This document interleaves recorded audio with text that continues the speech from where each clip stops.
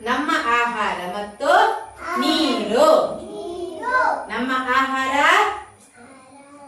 ಮತ್ತು ನೀರು. ಆಯ್ತಾ? ಮೊದಲಿಗೆ ನೀರಿನ ಬಗ್ಗೆ ತಿಳಿದುಕೊಳ್ಳುವ. ಆಯ್ತಾ? ನೋಡಿ, ಇದು ನಮ್ಮ ಭೂಮಿ. ಇದು ರೌಂಡ್ ಆಗಿರೋದು ನಮ್ಮ ಭೂಮಿ. ಈ ಭೂಮಿಯಲ್ಲಿ ನೋಡಿ ಇಷ್ಟು ನೀರಿದೆ. ಇದೆಲ್ಲ ಏನು? ನೀರು. ರಾಶಿ ನೀರು. 70% ನೀರಿದೆ. ಎಷ್ಟಿದೆ? 70% ನೀರು. ಭೂಮಿ ಎಷ್ಟಿರುವುದು? ಇಷ್ಟು 30%. ಇಲ್ಲಿ ಇದು ಯಾವ ನೀರು? ಸಮುದ್ರದ ನೀರು. ಸಮುದ್ರದ ನೀರು ಕುಡಿಲಿಕ್ಕೆ ಆಗ್ತದಾ? ಅದು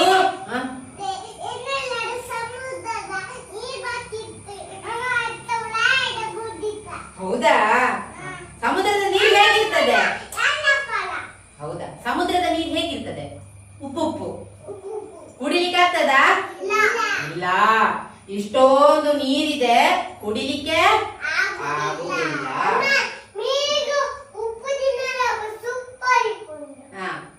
ಈಗ ಕುಡಿಲಿಕ್ಕೆ ಆಗುವಂತ ನೀರು ಎಷ್ಟಿರುವುದು ಗೊತ್ತುಂಟಾ? ಇಷ್ಟು ನೋಡಿ, ಇಷ್ಟು ಸ್ವಲ್ಪ ನೀರು. ಯಾವುದು? ನದಿ, ಬಾವಿ, ಕೆರೆ, ಬೋರ್ವೆಲ್ ಇವುಗಳೆಲ್ಲ ಸೇರಿ ಎಷ್ಟು? 3% ಮಾತ್ರ. ಎಷ್ಟು? 3%. 70% ನೀರು ಉಪ್ಪು ನೀರು. 3% ಮಾತ್ರ ಕುಡಿಲಿಕ್ಕೆ ಆಗುವಂತದ್ದು. ಅದಕ್ಕೆ ಸ್ವಲ್ಪವೇ ನೀರು ಇರುತ್ತಲ್ಲ, ನಾವೇನ್ ಮಾಡ್ಬೇಕು? ನೀರನ್ನು ಉಳಿಸ್ಬೇಕು. ಮಳೆ ನೀರು ಕೊಯ್ಲು ಮಾಡ್ಬೇಕು. ಮಳೆ ನೀರನ್ನು ಎಲ್ಲಿಯಾದ್ರೂ ಒಂದು ಕಡೆ ಹೋಗ್ಲಿಕ್ಕೆ ದಾರಿ ಮಾಡಿ ಕೊಡ್ಬೇಕು. ನೀರನ್ನು ಇಂಗಿಸ್ಬೇಕು. ಅಂತರ್ಜಲ ಬತ್ತಿ ಹೋಗದಂತೆ ನೋಡಿಕೊಳ್ಬೇಕು.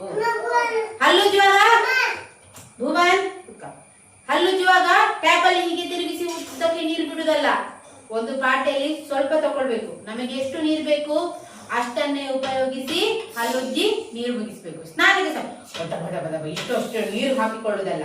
ಒಂದು ಬಕೆಟ್ ನೀರನ್ನು ತೆಗೆದುಕೊಂಡು ಚಂದ ಮಾಡಿ ಕೈಯೆಲ್ಲ ಉಜ್ಜಿ ಸ್ನಾನ ಮಾಡಿ ಮುಗಿಸ್ಬೇಕು. ನೀರು ಯಾವುದಕ್ಕೆಲ್ಲ ಬೇಕು? ನಮಗೆ ಮಾತ್ರ ನೀರಾ? ಎಲ್ಲಾ ಪ್ರಾಣಿಗಳಿಗೂ ಬೇಕು, ಎಲ್ಲಾ ಪಕ್ಷಿಗಳಿಗೂ ಬೇಕು, ಎಲ್ಲಾ ಜೀವಿಗಳಿಗೂ ನೀರು ಬೇಕೇ ಬೇಕು. ನಮ್ಗೆ ಊಟ ಮಾಡ್ಲಿಕ್ಕೆ ನೀರು ಬೇಕು, ಅಡಿಗೆ ಮಾಡ್ಲಿಕ್ಕೆ ನೀರು ಬೇಕು, ಕುಡಿಲಿಕ್ಕೆ ನೀರು ಬೇಕು, ಬಟ್ಟೆ ತೊಳಿಲಿಕ್ಕೆ ನೀರು ಬೇಕು, ಪಾತ್ರೆ ತೊಳಿಲಿಕ್ಕೆ ನೀರು ಬೇಕು, ಗಾಡಿ ತೊಳಿಲಿಕ್ಕೆ ನೀರು ಬೇಕು. ಎಲ್ಲದಕ್ಕೂ ಏನ್ ಬೇಕು? ನೀರಿಲ್ಲದಿದ್ರೆ ಜೀವನ. ನಮಗೆ ಬೇಕು, ಪ್ರಾಣಿ ಪಕ್ಷಿಗಳಿಗೆ ಬೇಕು, ಗಿಡಗಳಿಗೆ ಸಹ ನೀರು ಬೇಕು. ಗಿಡಗಳು ಸಹ ನೀರಿಲ್ಲದಿದ್ರೆ ಏನಾಗ್ತದೆ? ಒಣಗಿ ಹೋಗ್ತದೆ. ಒಣಗಿ ಮತ್ತೆ ಖಾಲಿ ಆಗ್ತದೆ. ಹೌದು, ಗೊತ್ತಾಯ್ತಾ? ಹೀಗೆ ಇದು ನಮ್ಮ ನೀರಿನ ವಿಷಯ. ಅರ್ಥ ಆಯ್ತಾ ಎಲ್ರಿಗೂ? Very good. ಚಪ್ಪಾಳೆ ಕೊಡಿ.